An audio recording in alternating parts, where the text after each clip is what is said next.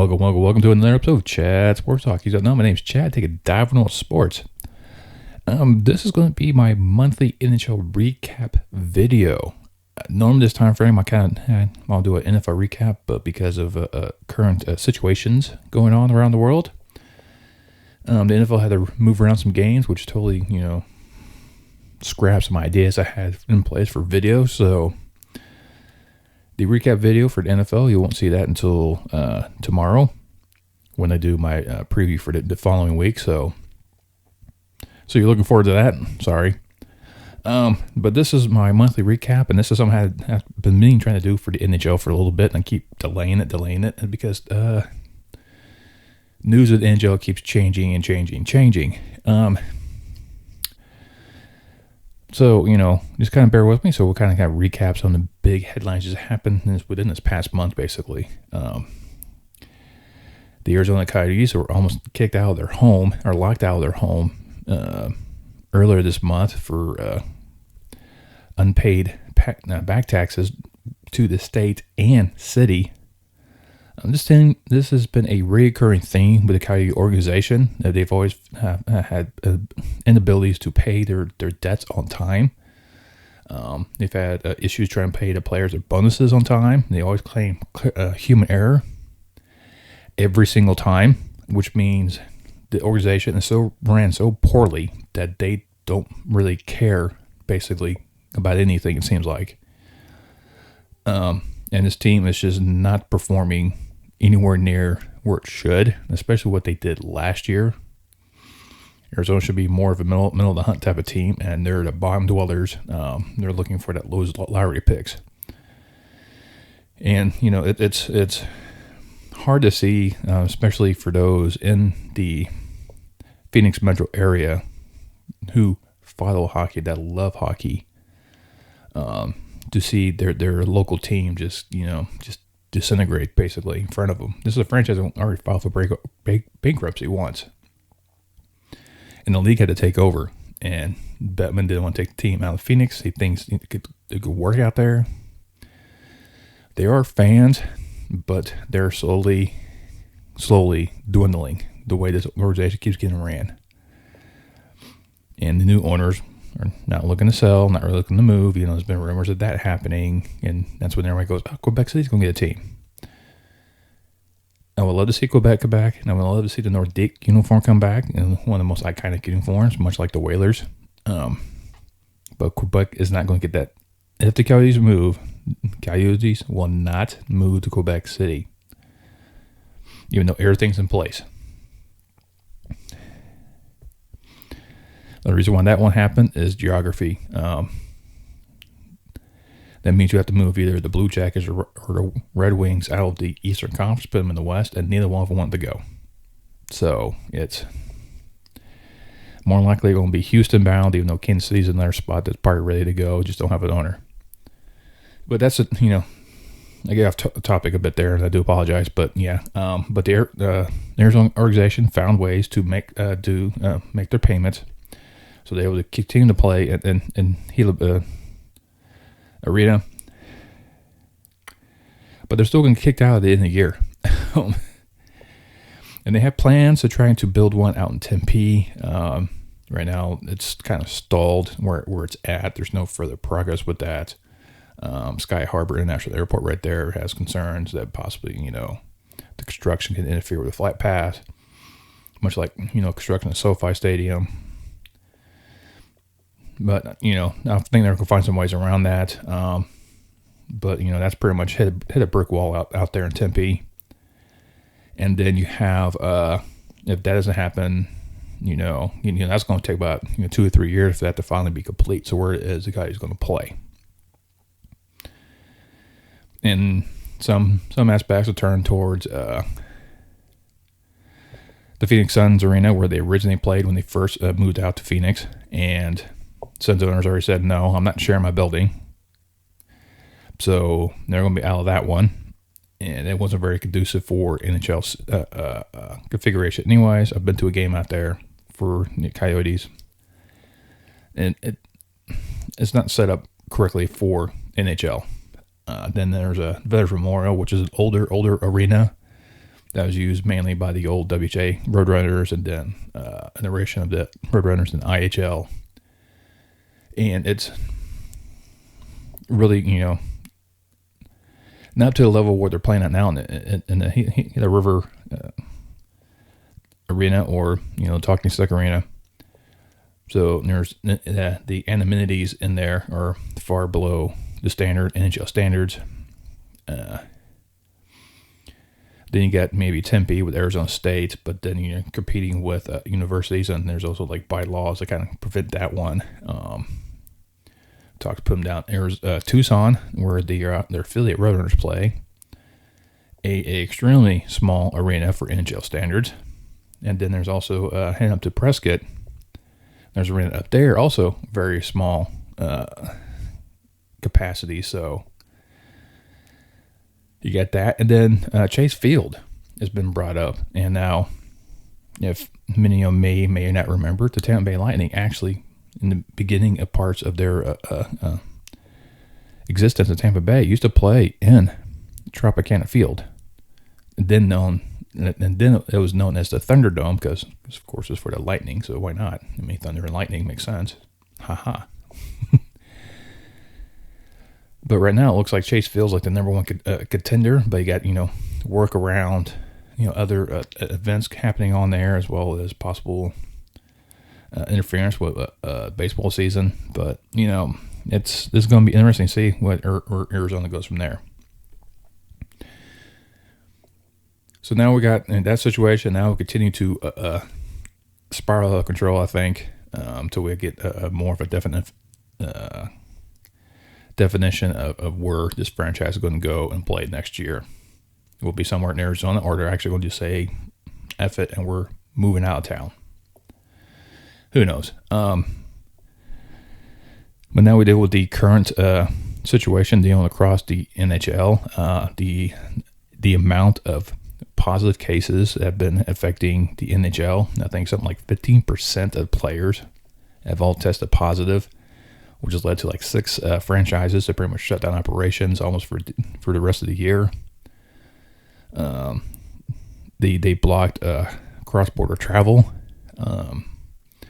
The Canadians actually had a home game when they had no fans allowed. Toronto and Ottawa had decreased their fan capacity, and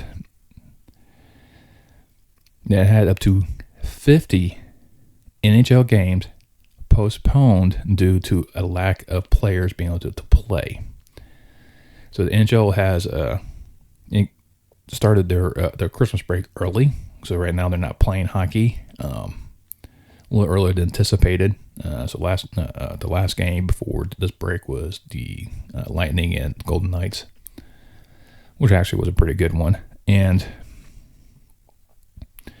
so there's a lot of weird things going on now with the Olympics coming up. The players have decided that they're not going to the Olympics. Even though they made sure that their ability to play for their home country in the Olympics was included in their new CBA, due to the fears of the current surge going on. The Players Association and players have all decided to skip the Olympics. Now, it is said that the break that was for the Olympics could be now used to reschedule all those postponed games during that time frame, which kind of makes sense, and it makes it easier because now you have those free dates to kind of work with. So you got kind of that aspect going on, and the NHL is instituting daily testing to try to hopefully get ahead of the situation, and they want to make sure the players are safe so they can actually entertain the people. I mean, that's what we want. We want to see people get smacked around on the ice and light up the lamp. We want to see the sellies. Yeah, I mean, that's just the reason why we watch hockey. But we also want to make sure everyone's safe at doing so. But it's one of those things where we kind of have to live with, and we have to find ways to kind of get through on the break on through to the other side. So it's kind of, interesting to kind of see that. And without further ado, we'll kind of go a little recap with the standings right now with the NHL, and I'm going to touch apart about some of the other teams on here. So we're going to start out east, and we'll start with the Atlantic Division. Right now, your top three teams are Tampa Bay, Florida, and Toronto. All these teams are actually performing extremely well. Tampa Bay, defending two-time champions, really performing well. Toronto's got this star-studded lineup with Matthews and Tavares. And Florida is just a team that's really built well, really moving forward. Even after having Coach Q step away and resign after those allegations over the investigation, so I say, concluded with the player during his tenure with the Blackhawks. So they have rebounded from that, and all three are primed to be in a position to really punch their ticket to the postseason. I don't think anyone's going to be falling off too far. You're looking at Tampa Bay. Their leading point getter is Stamkos, of course. He leads also the team in goals, and then Victor Hedman is the top assister. So they're looking very, very good. Cooper's got this group moving along and continuing on to try and make a deep run and make a Tampa Bay dynasty. Now with Toronto, you know Austin Matthews is that star player that came out of Scottsdale, Arizona, thanks to all of them, and he leads the team in points with 33, also with goals with 20. So he's a key aspect in their offense. And then Morgan Riley is number one assister with 22. So you got all those things, and they're able to do a lot of things. They're second in the NHL right now in the power play as well. Scoring about 30% of the time. So it's a potent team, and they always seem to be potent anyways. But it's the postseason that gets them. For the Florida Panthers, they're pretty much led by Harbordeaux, who has 33 total points. He's up there with 23 assists, 10 goals, and their 10 goal scorers. Barkov. It's doing extremely well as well. He has 18 points overall. So there's a very well balanced type of team in terms of scoring. So they always seem to find ways. And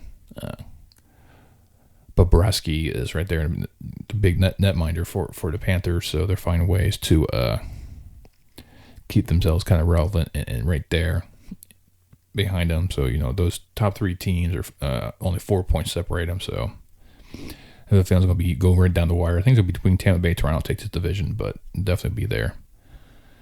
Now another team that's kind of shocking right now is actually a wild card team. If the playoffs started today, is the Detroit Red Wings. This is a team that's on a rebuild as it is, a bunch of young talent. So they're not current, the top part of where they're kind of expected to be, but they're performing extremely well. And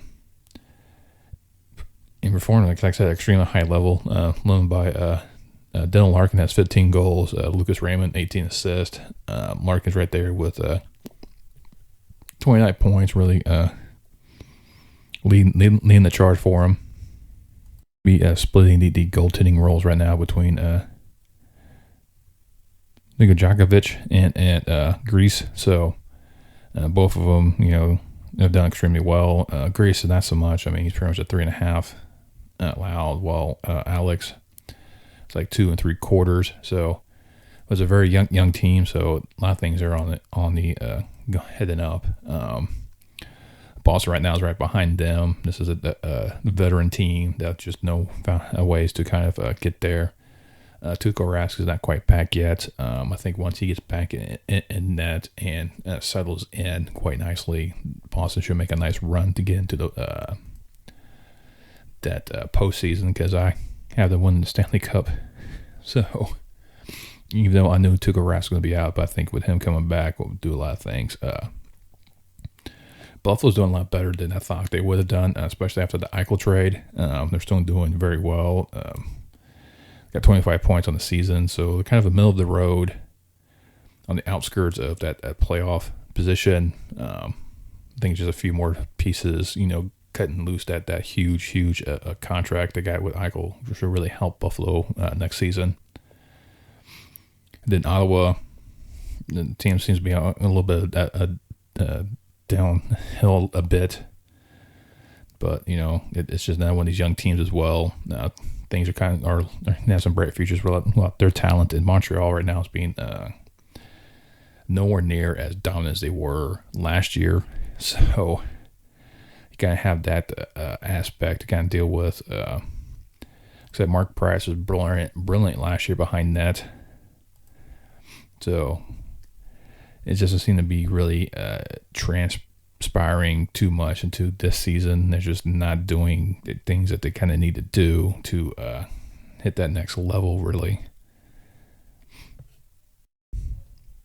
All right, and some of the reasons why I think the Canadians have been kind of let down is with the goaltender Carey Price is, the perennial, powerhouse right there between the pipes, and he had that surgery in the off season to kind of on his knee to kind of help him, and thought he'd be ready by the time the season rolled around.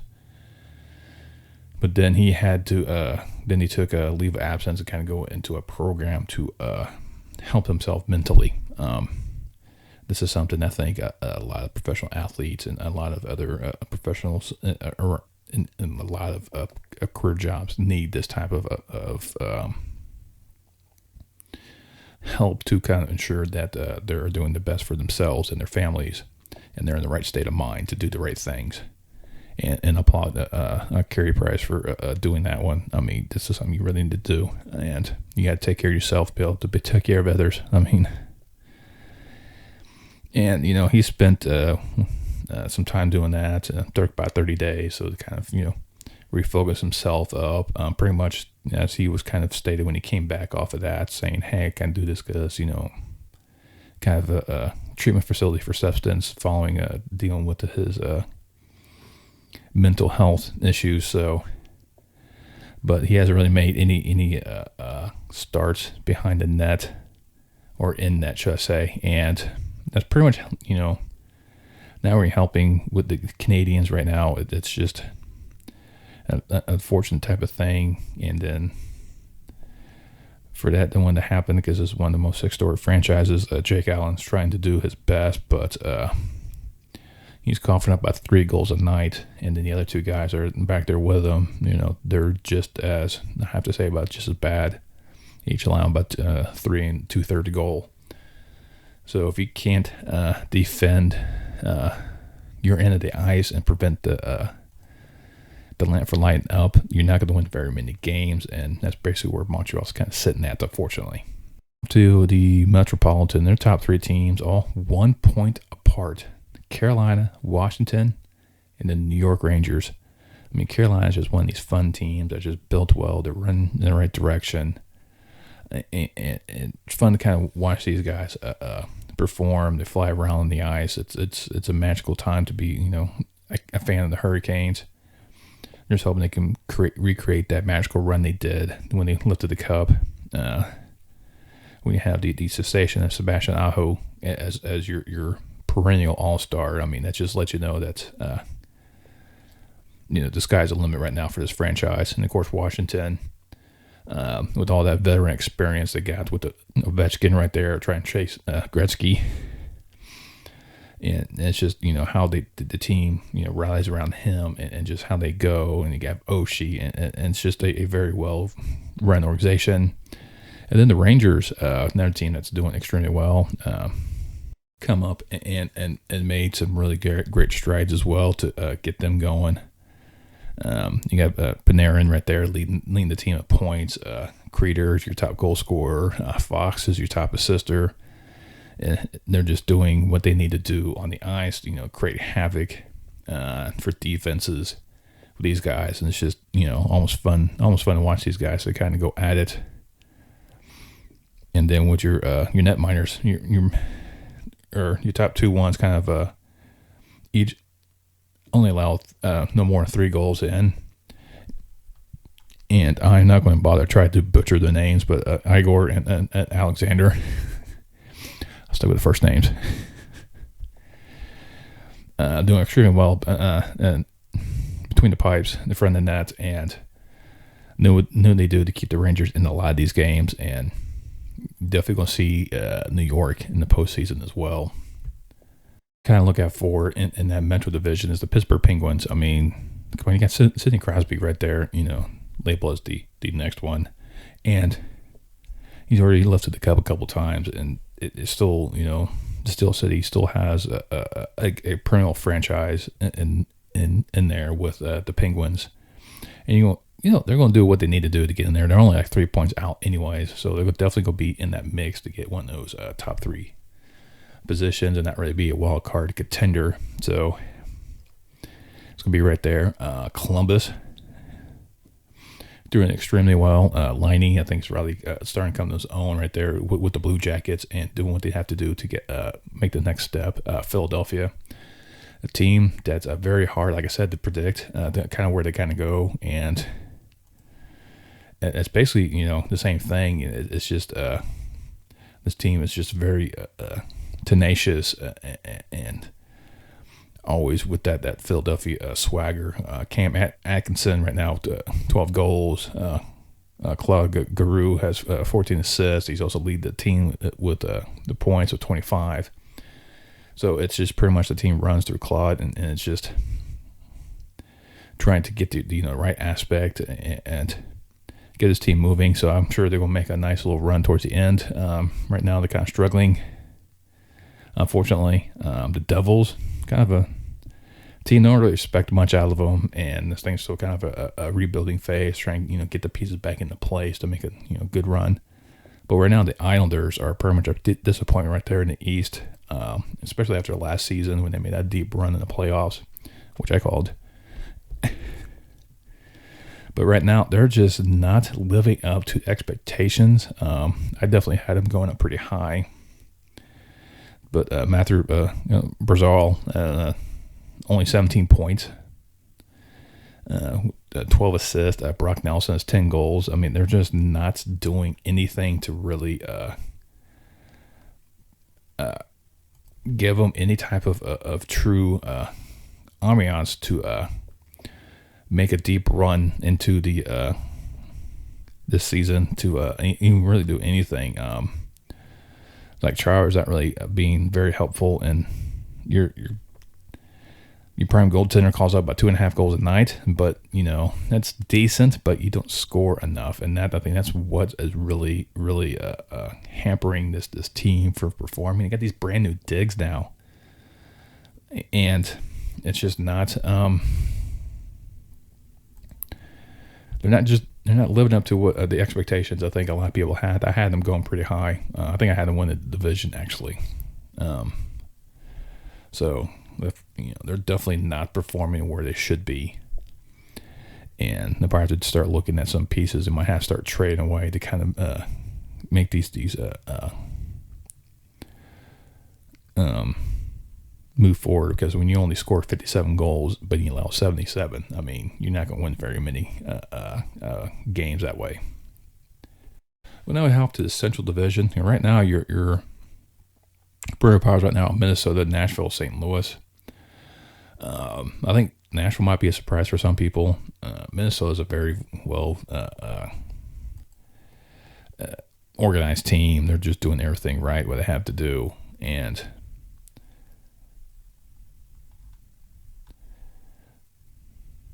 being led by Kaprizov with 36 points. Ryan Hartman has 14 goals.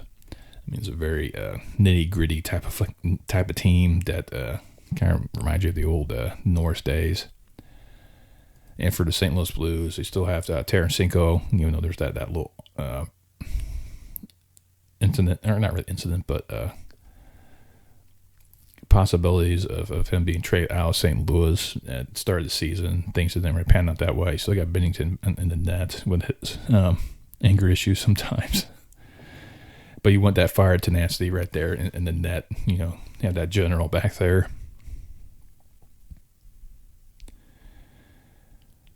And Terrence Siegel is just, doing what he has to do right on top again. Leads the team 29 points, 12 goals. Robert Thomas is right there with a 12 assist. So they're doing everything they had to do. Now for the Predators, and I think this is a bit of a shock for them sitting there second in the division, tied right now with St. Louis. And like I said, there's only 1 point separating these three teams, so very, very tight race. Roman Josi is doing what he has to do, 29 points. Michael Granlund has 22 assists.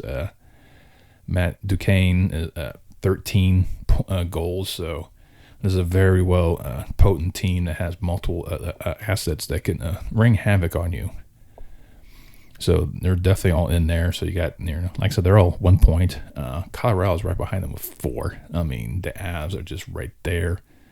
Of course, they haven't played a little bit, so that could kind of factor kind of their position. But this is another team that a lot of people have picked to raise the cup. I had that last year, and they kind of fell through. Then you have Winnipeg, Dallas. Both these teams are kind of right there on the cusp to maybe get a piece or two in the right position, and they're going to make a nice run. The Blackhawks, after their early season struggles where they couldn't stop anything, they had no defense, the goaltending wasn't performing, they weren't scoring. Make a coaching change, things start changing, team starts to win. Marc-Andre Fleury has 500 win. It's great to see how the fans of Chicago helped celebrate that achievement with him. Really accepted him into the fold. But there, I think it's just like a lot of things. The team's aging. You still have Taves, you still have Kane. So do you hang on these guys to the end and try to get more younger talent to come in? You still got the Marc-Andre Fleury and netminder, who he's only there for 1 year. So does he sign another year to keep going, or is he done, one and done? I mean, there's a lot of question marks, especially at the end of the season. But for Chicago, it's I don't see them making a push for the postseason, and I think they might cause some noise and probably rattle some cages. But beyond that, I think it's pretty much where they're going to probably go in finishing. And then I'm not really going to talk about Arizona anymore. It's a garbage fire of a team right now, and I don't know what needs to happen. I don't know if it's a complete overhaul. But when your goal differential is like 53, there's definitely needs to be some changes all around. The defense sucks. The goaltending sucks. The coaching sucks. Ownership sucks. Yeah, we'll leave it at that. Now we head off to the Pacific, where you have a few teams. Definitely a team I think no one really got to expect to be in this position this early. Of course, you got Vegas sitting up top. It's just Vegas is a very well organized team. I mean, they got those key players in place. They fight every night, and then you got the Ducks. No, I didn't see the Ducks performing this well. The Kings possibly, but not the Ducks. So this is definitely a good thing for this organization to kind of get moving forward and try to put some more prestige back in this organization. When you got Terry as your point getter with 30, and he has 18 goals, and then Ryan Getzlaf right there with 20 assists. I mean, this is a dynamic duo right there with those two. So you definitely want to see that. And then that fourth slot is actually tied between Calgary and Edmonton. Now, Edmonton being this far down, it's kind of disappointing, especially with the talent they have with Draisaitl and McDavid. These two guys are just a phenomenal 1-2 punch. I mean, McDavid, he just makes defenders look like fools, and goaltenders just melt in his presence, it seems like. I mean, he is a phenomenal goal scorer, and Draisaitl is just a very, very opponent player as well. So have him in that position, and fourth is kind of weird. I would expect them to be a little bit higher. But, sometimes at the game of hockey, some teams come out and start playing. But, so I think this is one of these franchises that got shut down. So you're going to have some things kind of look at that. And if you look at the Flames, Gardeau is just on fire right now. And Manchapane right now has 17 points. Johnny Gardeau has 30 points overall. But this is a team that's been decimated with positive tests, where pretty much almost the entire franchise was out. So kind of expect some things to kind of change afterwards. Then after those two, it was 4 Pacific, 4 Central for the playoffs, and then the next one up is LA. This is a lot of people a sleeper pick right there. The Kings are right now just chugging along, just nipping away. They're only 3 points behind the wild card, so not a bad position themselves to kind of do what they have to do. And they've done outscored. Well, of course, only bit one. They forced 80, only allowed 79.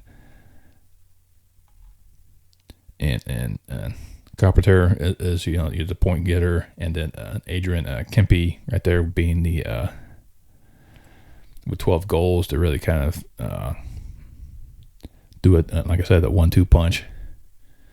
So the Kings are definitely going the right direction. The Sharks look halfway decent. They're only 5 points out. The Canucks are 6 points out. These two franchises could make some noise. Canucks have been one of these teams that people kind of expect to finally make that turn and start being a threat again. And they always seem to find ways to kind of falter back. And right now they're winners of 6, but they have a 9-goal differential against them. So they got to work on the defense a little bit. San Jose, same thing, a little bit on the defense. They probably turn some things. Puck's going, bounce the right direction in their favor, and they probably win some games. And then you got to see how Kraken, the fans are all behind this team, and I love it. I love the name. The logo is very good. I'm not a big fan of the secondary one. I like the space needle being added, but I would like to see a technical wrap around it. That's just me. But right now, Grubauer is just not living up to what he did with Colorado last year. And I don't know. It's just, the team that was built on defense is not doing a lot of defending because they allowed 108 points. And you can't win games like that. They made some games interesting, I give you that, and they can strike quick, but they find themselves down too much, and right now they're sitting towards the bottom and depths of the NHL where the Kraken lives. But it's just one of these teams, I think it's just the right spark, and this team should make a run. I don't see them doing what Vegas did at all. That's not how this team was built. This team is built for a long, steady climb up. And I can see this team make some deep runs, probably as early as next year, possibly the third year of existence. They'll probably make a nice run. But right now, they're right where I kind of expect them to kind of go. And with, kind of hope things kind of transpire a little bit differently with them. Well, there you go. There's my recap. And I don't want to get take too long, too much of your time. There's just a lot of nuances to kind of go through and dive in and deal with a lot of these players and whatnot. And you got to think a lot of these teams haven't played because they've been shut down. So the standings are skewed one way, and it could go a different way. But if you look, the reason why some teams are sitting up there at the top is you got to look who their star players are. Who's your lead point getters? I mean, that's like I said, Edmonton, or Draisaitl, McDavid, Washington's Ovechkin, Colorado's got Kadri, and the Wild has Kaprizov. The team's great goaltending. We got Jerry for the Penguins, Anderson down there in Carolina, Campbell for the Leafs, Markstrom up there with the Flames, and Reimer with the Sharks doing extremely well. So, it's just one of those things you really have to kind of look at and see that these guys are doing what they have to do to put the best foot forward to give their respective teams a chance, especially in these weird times right now we're kind of living in again. But hey, just let me know what you think. What are some key things you're taking so far with this season? Who's the best one? Who's your best? Who's the best player in the league? Is it McDavid? Is it Matthews? Is it Ovechkin? All three of those are very good players to begin with. Maybe it's Draisaitl. It seems to be really taking the lead right there in Edmonton. They kind of have to when teams focus on one player and someone else has to step up. So it's kind of makes it hard to kind of do that. But what you look forward to in the coming next year with the NHL? Are you sad that the players are not going to the Olympics? Could have been another Canadian gold, American silver, and Russian bronze. But the Olympics will definitely look a whole lot different. I think the Canadian and American teams probably won't do as well without the NHLers. That's my opinion. I think the Canadians should do somewhat decent, but I think some of the European ones will probably do a lot better. That's a different story. But hey, just let me know down below what you guys think, what you look forward to coming up, and how's your team doing right now. You can tell Blackhawks and a little bit when they do good. I've been catching a lot of those games lately, and they find themselves getting those overtime games. They took it to Washington twice. They swept that series, so kudos to them for doing that one. But hey, just let me know. While you're there, you can also smash that subscribe button. And once you do that, you get that bell notification. Let you know next time I post a video, and I'll see you next time on Chat Sports Talk.